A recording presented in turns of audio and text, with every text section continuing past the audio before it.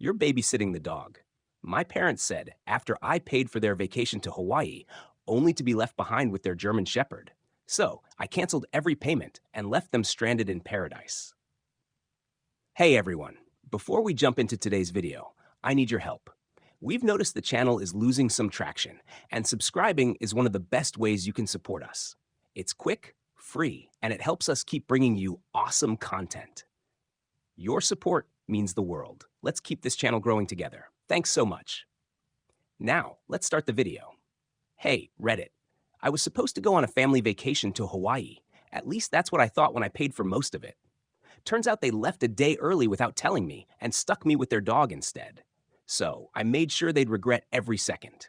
Frozen, canceled their reservations, and left them stranded in paradise with no way home. Buckle up. This one's gold. I, 31, male, work as a network security engineer, making $140,000 plus performance bonuses.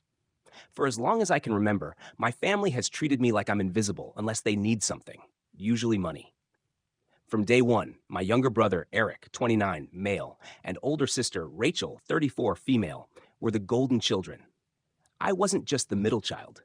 I was the forgotten one, and not in some subtle way that takes therapy to unpack. This was blatant and consistent for decades. Growing up in suburban Ohio, my dad worked as a sales manager and my mom was an elementary school administrator. They weren't poor, but they acted like money was tight whenever I needed something. For my siblings, the wallet magically opened like some kind of financial Narnia that only existed for them.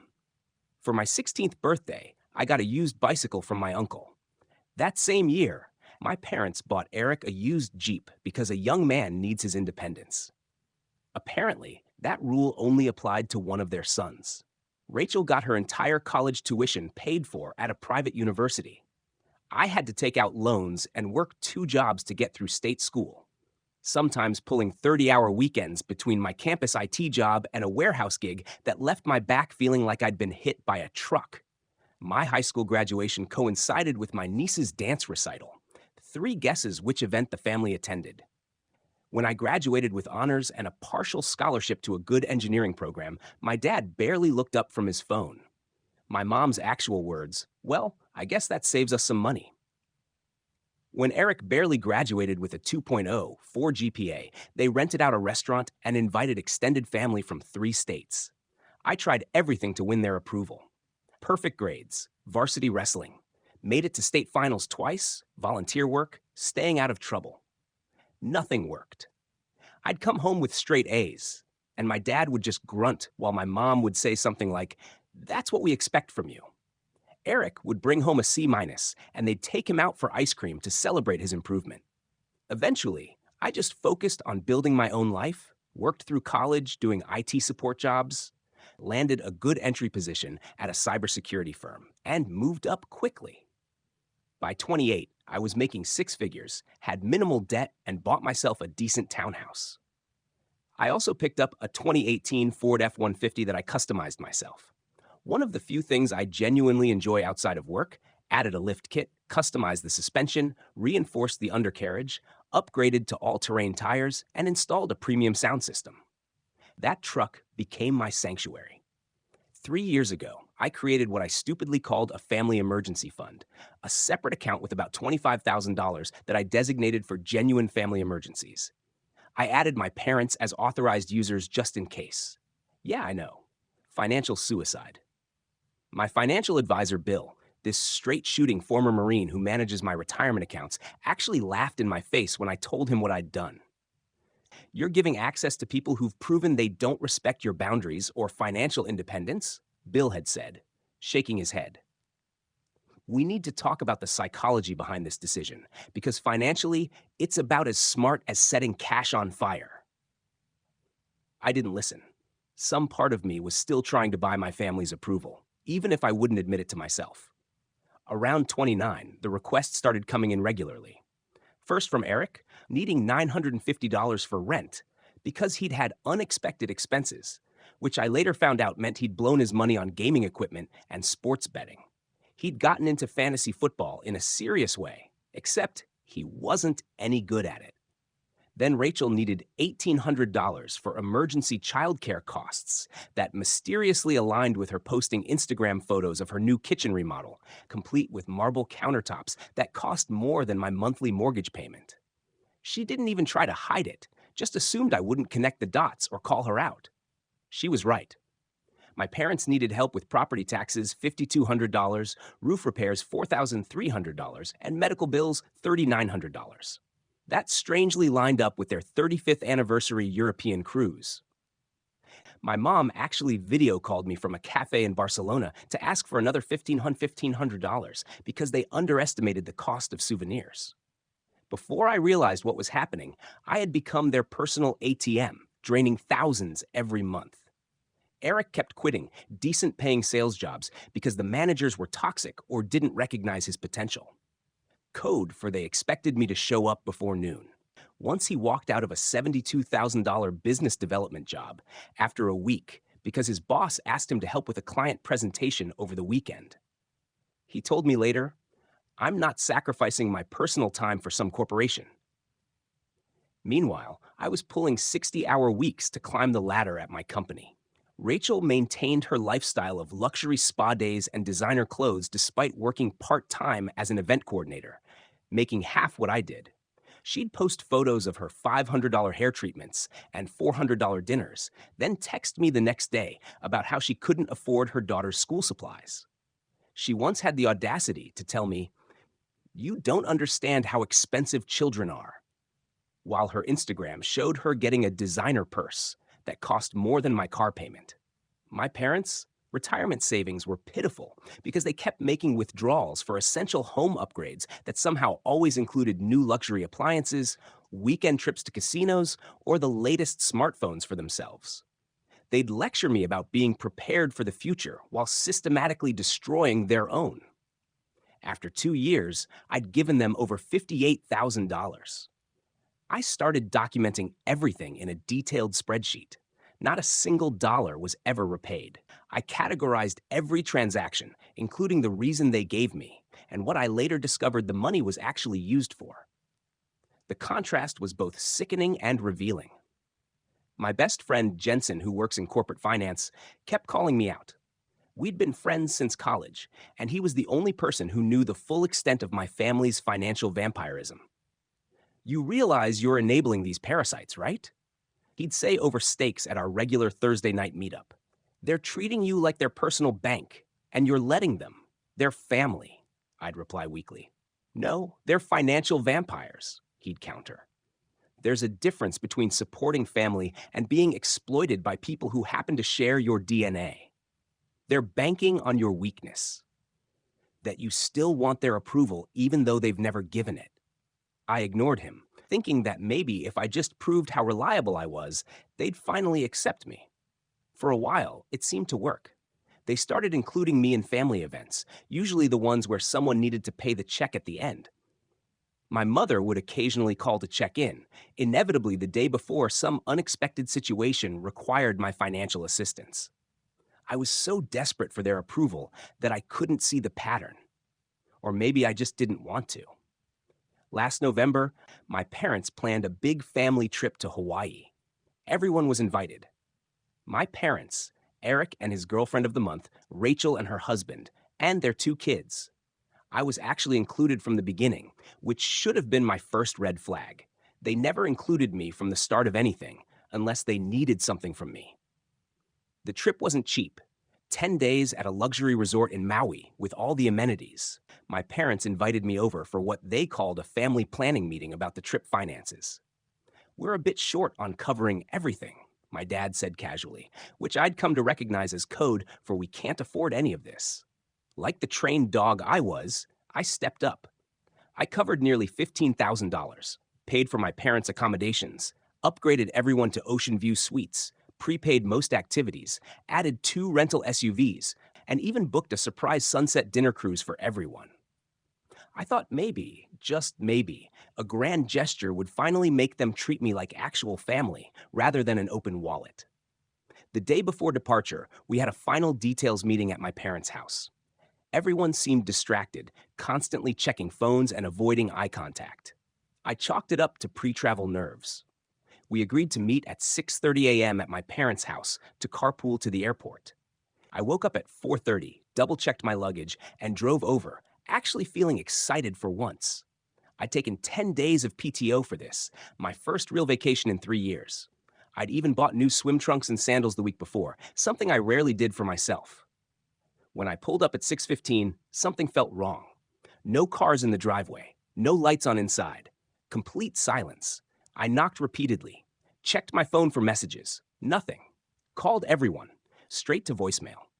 Finally, my phone rang. Rachel. Oh, Alex, I was wondering when you'd notice. Notice what?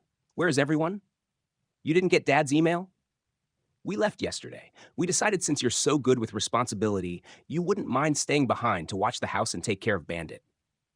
Bandit? Their German Shepherd? The one my dad constantly complained about, but somehow couldn't part with. They had left me behind to dog sit while they enjoyed the vacation I paid for. You can't be serious, I managed to say through clenched teeth. Don't be so sensitive. We'll bring you back one of those tacky shirts. Anyway, gotta go. We're about to start our helicopter tour, the one you booked for us. Click. I stood there stunned. There was no email. I checked anyway. Nothing. Not in spam, not in trash, nowhere. I used my key to let myself in. I'd been taking care of their house and dog for years whenever they traveled. Bandit came running up, tail wagging, the only honest member of the family. He was genuinely happy to see me, which only highlighted how little everyone else cared. I sat at their kitchen table and checked my banking app. That's when I saw it. My family emergency fund had been completely drained. 3 days earlier, $22,800 gone. The withdrawals showed charges to Hawaiian Airlines, luxury hotel bookings, restaurant reservations in Maui, and even spa packages. They hadn't just left me behind. They'd emptied my account to pay for extra luxuries on their trip. There were charges for first-class seat upgrades, extensive spa treatments, and a deep-sea fishing charter that my dad had always talked about.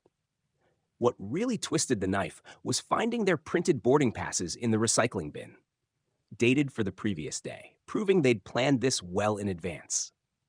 Looking at the detailed itinerary on the kitchen counter, I realized they'd actually extended their trip by 4 days beyond what we'd originally discussed, using my money, of course. The refrigerator contained nothing but a 6-pack of some cheap drink, the kind I despised, but my dad knew I'd drink if desperate, and a note on the counter that simply read, "Dog food in garage, back on the 24th?" Not even a thank you. I immediately called Jensen. They went to Hawaii without me and drained my emergency account to fund it. Holy, he said. And you're surprised because I'm not, I admitted. Just beyond pissed. Please tell me you're finally done with these people. Beyond done. So what are you going to do about it? I could hear the anticipation in his voice. That's when it hit me. The account they'd emptied. I was still the primary holder. The cards they were using were still linked to my name. I had complete control with a few clicks. My network security background was about to pay off in a way they never expected. I'm going to strand them in paradise and let reality hit them like a freight train. This wasn't just anger. This was calculated justice. I logged into my accounts and systematically froze every card connected to that emergency fund. Then I called my bank's fraud department and reported unauthorized transactions. The representative sounded skeptical until I explained the timeline. So, you're saying they told you they needed help with a family vacation? You agreed to contribute. Then they left without you and drained your account without permission. She confirmed. Exactly. They left me behind to watch their dog while they're spending my money in Hawaii. And when was the last authorized transaction you made on this account before these Hawaii charges? Over 8 months ago. It was an emergency fund for actual emergencies. Within 30 minutes, every card they had access to was completely locked down. But I wasn't done. My IT security training meant I knew exactly how to escalate this digital revenge to its maximum potential. I spent the next hour setting up an elaborate series of financial tripwires, locking online account access, removing their authorized user status, setting up real-time fraud alerts on all transactions, and implementing 2-factor authentication that would only go to my phone, ensuring they couldn't access a single penny more. Then I called the resort directly. "Hi, I'm calling about a reservation under the name Mitchell. I said using my dad's last name. I believe there's been a mistake with the payment method. Let me check that for you, sir, the cheerful receptionist said. Yes, we have the Mitchell party in 3 Ocean View suites for 10 nights. That's right. Here's the situation. Those accommodations were fraudulently charged to my account. I've already reported this to my bank, but I wanted to let you know directly that any additional charges they attempt to make are unauthorized. I see, she said, her tone changing. Would you like us to cancel the reservation? No, that won't be necessary, I replied. Let them stay for now, but please flag the rooms as cash only for any additional charges. Minibar, room service, everything. And please make sure they're informed of this change immediately. Of course, sir. We take fraud very seriously. I'll update this in our system right away. Would you like me to have the manager contact you for further details? Actually, that would be helpful, I said. I want to make sure everything is properly documented. 20 minutes later, I got a call from Thomas, the resort's head of security and a former military MP. When I explained the situation, he didn't just understand. He seemed personally offended on my behalf. This is beyond a simple payment dispute, Mr. Mitchell. This sounds like intentional fraud committed by your family members. What did they book beyond the rooms? Let's see. There are spa appointments, private cabana rentals, scuba lessons, a chartered fishing trip, and several premium dining reservations. Cancel everything that hasn't already happened and make sure they know exactly why. With pleasure, sir. Next, I called the rental car company and explained the situation. They were even more helpful, agreeing to remotely disable the vehicles after the current rental period ended in 3 days. Halfway through my family's extended trip, the fleet manager actually chuckled when I explained what happened. So, they left you behind to watch the dog while they lived it up on your dime. Man, that's cold. Don't worry. I've got 3 teenage daughters who try to manipulate me constantly. I know exactly how to handle this. Then, I called my credit card companies and reported my cards as stolen, ensuring new ones would be issued with different numbers. I moved my remaining funds to a new account at a different bank, making sure to use a bank my family had no relationship with. Finally, I contacted the airline and explained that I needed to cancel the return flights that had been fraudulently booked. The representative was sympathetic, especially after I explained the situation. With everything in place, I took Bandit for a long walk around the neighborhood. When I returned, my phone was already blowing up. I had 14 missed calls and 22 text messages. I decided to read a few. Dad, what the hell is going on with the cards? They're all getting declined. Mom, Alex, the hotel just told us we have to pay cash for everything. What did you do? Rachel, this isn't funny. Alex, Mom and Dad are freaking out. Fix this now. I silenced my phone and texted Jensen. It's done. Want to come over and watch the fireworks? 20 minutes later, he arrived with drinks and takeout from our favorite barbecue place. So, have they realized how screwed they are yet? He asked, handing me a drink. I showed him my phone. The missed calls had doubled and the text messages were getting increasingly desperate. They made us pay $350 cash for dinner. Your father is having heart palpitations. Mom, the hotel says we need to provide a new payment method by tomorrow or vacate. What the actual f, Alex? Eric, my kids are crying because we had to cancel their dolphin experience. How could you do this to innocent children? Rachel Jensen read through them, each message making him laugh harder than the last. Oh man, this is the best entertainment I've had in months, he said, opening another drink. What's your favorite so far? We spent the evening going through their increasingly frantic messages while enjoying our food. Bandit happily munched on brisket scraps, probably the best meal he'd had in years. By midnight, the tone of the messages had shifted from angry to desperate. Mom, please, Alex, we've had to move to a cheaper hotel, and it's horrible. There are bugs. Eric, I had to sell my Rolex to a pawn shop to pay for food. It was a collector's edition. It was a fake. I knew he'd bought in Chinatown. Dad, we're struggling to find flights home that we can afford. Is this really how you want to treat your family? I finally decided to respond with a single text to their group chat. Weird how that feels, isn't it? Being abandoned and taken advantage of by family. Enjoy your vacation. I'm sure you can figure it out. Just like I had to figure out why I was left behind to dog sit while you stole my money. P.S. Bandit says hi. Then I blocked their numbers. 3 days after freezing the cards, I needed to clear my head. I grabbed Bandit's leash, called Jensen, and headed out to my truck. My F-150 wasn't fancy by most standards, but it represented freedom to me. I'd upgraded the suspension, added some off-road capabilities, and personalized the interior. It was the one possession I'd never let my family touch, no matter how much they begged to borrow it. Any updates from the family vacation from hell? Jensen asked as we hit the highway. Windows down. Bandit's head hanging out the back window. I handed him my laptop. Check my email. The resort sent me an update this morning. Jensen opened it and started reading. Holy dear Mr. Mitchell, as requested, we're providing an update on the situation. The Mitchell party was required to vacate their Ocean View suites as they were unable to provide alternative payment. As a courtesy, we offered them our staff dormitory rooms at a reduced cash rate, which they accepted. They have asked repeatedly to contact you, but as instructed, we've explained that we cannot facilitate communication with the original payment card holder in potential fraud cases. Keep reading, I said, unable to suppress my grin. Additionally, they attempted to charge several spa services and excursions to the room before we implemented the cash-only policy totaling $280. As per your instructions, these charges were declined and the services were canceled. Their reaction was noteworthy, requiring security intervention. We've added them to our watch list for the remainder of their stay. Damn, Alex, this is cold-blooded revenge at its finest.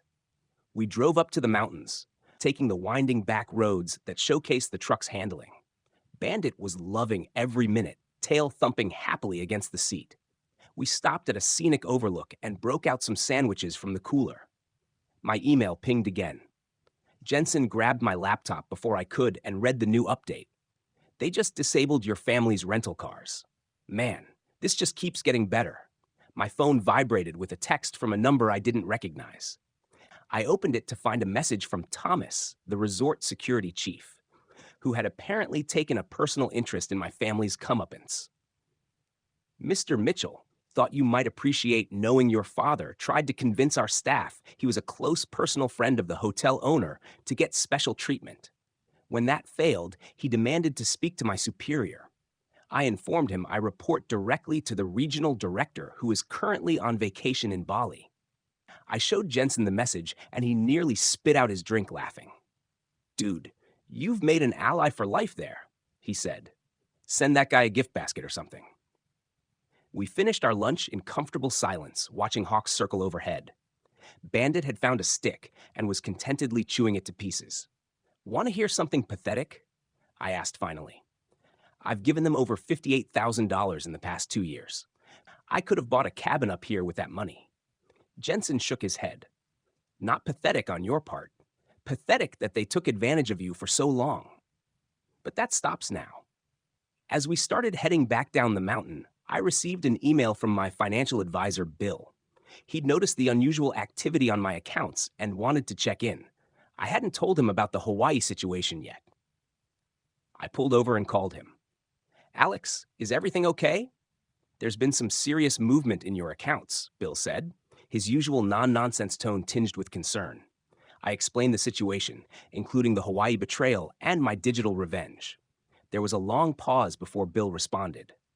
Family financial abuse is more common than people think, and it's particularly vicious because it uses emotional manipulation as leverage. Second, I want you to know that what you've done is completely justified from both a financial and personal perspective. You're not just protecting your money, you're breaking a cycle of exploitation. That's exactly how it feels. So what's your plan going forward? Because they're going to try to worm their way back in when they get home. People like this don't just accept defeat. I'm done with them completely. I've already moved my money to new accounts they have no access to. Good start. But let's take this further and make sure they can't touch your finances again, even indirectly. I want you to come in tomorrow. We're going to set up a complete financial firewall. New accounts, new investment structures, possibly even a trust with explicit exclusions for family members. Bill wasn't just a financial advisor. He was a financial fortress builder. When I mentioned that my parents knew my social security number and other personal details, he immediately outlined a comprehensive identity protection plan. The next day, I met with Bill to implement our financial protection plan. As we finished, Kira, the firm's forensic accountant, stopped by. She recognized my case from Bill's morning briefing and offered to help recover my money. For the next hour, Kira analyzed my records with surgical precision, identifying patterns I'd missed, like how my family timed their requests to match my quarterly bonuses. Over the next 3 weeks, we built the accountability package, tracking receipts, matching withdrawal timestamps to their false claims, and creating an ironclad timeline of exploitation. During this time, Kira and I developed a friendship. Her clarity about my family's behavior was exactly what I needed. By the time my family returned, I was prepared for the confrontation. They managed to find their way back eventually. Rachel's husband had to wire money from their home equity line of credit to cover emergency flights, budget hotel rooms, and transportation. When they showed up at my townhouse a week later, they looked like they'd been through a war zone. Sunburned, exhausted, and absolutely livid. I let them in without a word. They stood awkwardly in my living room, my mom already turning on the waterworks in that manipulative way she'd perfected over decades. "You ruined everything," my dad started, face flushed with rage. "Rude what exactly? The vacation you stole from me? The $22,800 you took without permission? Or the lifelong relationship where I give and you take? It wasn't stealing." My mom protested. "We're family. We share things. Share. When have you ever shared anything with me?" "We had to stay in rooms where the staff lives with cockroaches," Eric complained. "Sounds like an upgrade from the personality you've been living with. We would have paid you back," my dad claimed. "Like you paid back the other $58,000. I have receipts for every dollar, every lie you told." Want to see the spreadsheet? I dropped the accountability package on the coffee table with a heavy thud and handed him the formal letter requesting $81,453. "You can't be serious," Rachel sputtered. "We don't have that kind of money." "Strange how that works, isn't it? Taking money you don't have and can't repay." "We're your family," my dad shouted. "No, you're financial predators who happen to share my DNA. Real family doesn't do what you did." "But where will we go?" my mom asked dramatically. "The same place you went before you remembered you had a middle child with a good job. We took care of you your entire life," my dad shouted. "We gave you everything. Name one thing you gave me that you didn't give Eric or Rachel more of. One birthday you didn't forget. One achievement you celebrated. The silence was deafening. Get out, all of you. Consider this relationship terminated." I closed the door behind them, then texted Kira. "It's done. Family confronted. Repayment demanded. How do you feel?" Like I should have done this years ago. It's been 8 months since I cut them off. The first few weeks felt strange. Not because I missed them, but because I had to adjust to having thousands of extra dollars in my account each month. Turns out, when you're not bankrolling 4 adults with expensive tastes, your financial situation improves dramatically. The calls and texts didn't stop immediately. They cycled through all the classic manipulation tactics. First came guilt. "After everything we've sacrificed for you," then anger. "You ungrateful piece of vahobil. We gave you life." Then fake emergencies. Dad's in the hospital. "We need $4,000 for treatment." He wasn't. I called the hospital directly to verify. I blocked their numbers after the second week. They started showing up unannounced at my place, so I moved to a gated community. Didn't tell them where. Started fresh. 2 months after the confrontation, I received a letter from a debt settlement company representing my parents. They were offering to settle the $81,453 for $12,000, citing financial hardship.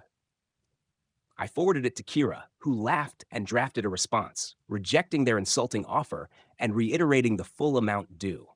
She called me after sending it. "They're testing your resolve. Stay firm. If they can offer $12,000, they can find more." 3 weeks later, they countered with $25,000. Again, we declined. Bill, my financial advisor, had another suggestion. "Let's offer them a structured payment plan. $1,000 a month until it's paid off. That gives them a path forward while maintaining your position." I agreed, and we sent the counteroffer.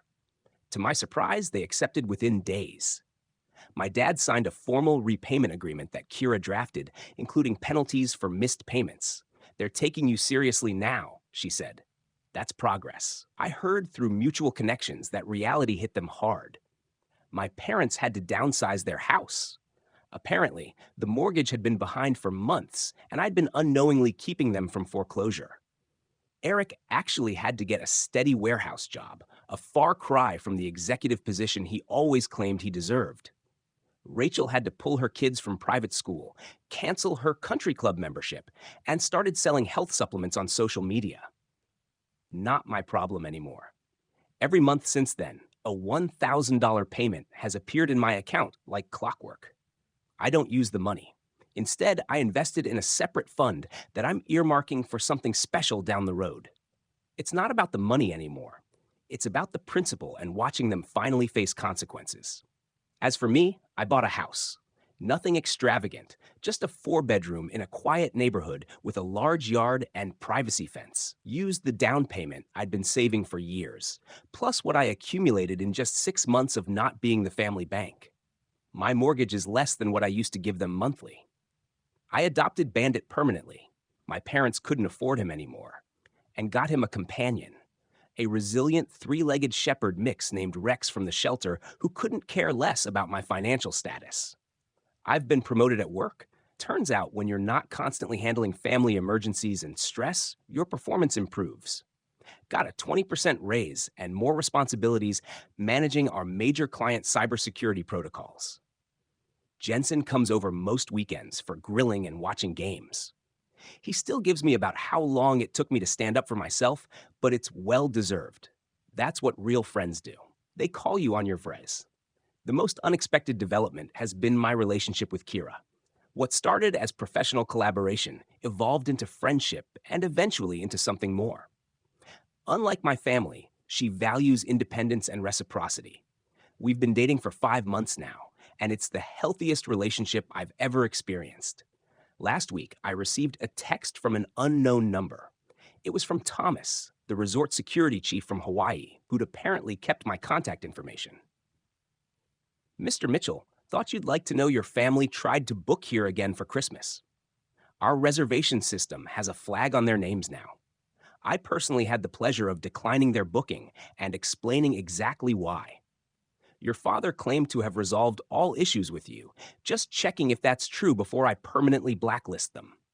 I replied, not resolved. They're making payments on less than 1/3 of what they owe. Feel free to maintain that blacklist. His response came quickly, with pleasure. By the way, if you ever want to visit Maui properly, let me know. I'll make sure you get the VIP treatment you paid for, but never received. 6 months after cutting them off, my dad showed up at my office building. I was walking to my car after work when I spotted him leaning against my F-150. He looked older, more worn down. The designer watch was gone, replaced by something more modest. His normally expensive haircut had given way to something that suggested a chain salon. Alex, he said, straightening up. We need to talk. We have nothing to talk about. You're making your payments. That's our only relationship now. I'm your father, for God's sake. You're a man who shares some DNA with me and owes me money. That's it. He ran his hand through his hair. A nervous gesture I'd seen countless times growing up. Usually when he was about to ask for something. Look, I know we made mistakes, but this has gone on long enough. Your mother cries every night. Rachel's kids ask about their uncle. Eric, let me guess. Eric needs something. He had the decency to look embarrassed. He's struggling. We all are. The payments are killing us. We had to sell the lake house. The lake house you bought with my money seems appropriate. That's not fair. Fair? You want to talk about fair? I unlocked my truck. Fair would be you paying back every cent with interest. Fair would be acknowledging how you treated me my entire life. Fair would be a genuine apology that doesn't include asking for something. I am sorry, Alex. We all are. No, you're sorry you got caught. You're sorry your ATM card stopped working. That's not true, isn't it? If I agreed right now to cancel the debt and start giving you money again, would you still be sorry? His silence told me everything I needed to know. That's what I thought. Keep making the payments, Dad. It's teaching you something valuable. As I got into my truck, he called out, "There's a family dinner on Sunday. Your mom's birthday. We'd like you to come. I paused, hand on the door. For a brief moment, the little boy inside me who always wanted his parents' approval stirred. Then I remembered everything. Every forgotten birthday, every dismissal, the abandoned Hawaii trip. I have plans with my real family on Sunday. People who actually care about me. We care about you, Alex. No, you care about what I can do for you. There's a difference. I drove away, watching him shrink in my rearview mirror. When I got home, Kira was waiting with Rex and Bandit. One look at my face told her everything. Your dad found you? Yep. Wanted to talk about reducing the payments. Invited me to Mom's birthday dinner. Are you going? Number, I'm taking you to that new steakhouse downtown instead. Bill and Jensen are coming too. Much better company. She smiled. That's my guy. Was I wrong for cutting them off? For leaving them stranded in Hawaii? Maybe some people would think so. But those people never had to be the family safety net for years, only to be left behind while their money funded someone else's vacation. My only regret is waiting so long to stand up for myself. Every month when that $1,000 payment hits my account, it's not about the money anymore. It's a reminder that I finally valued myself enough to demand better treatment. That's something I'll never compromise on.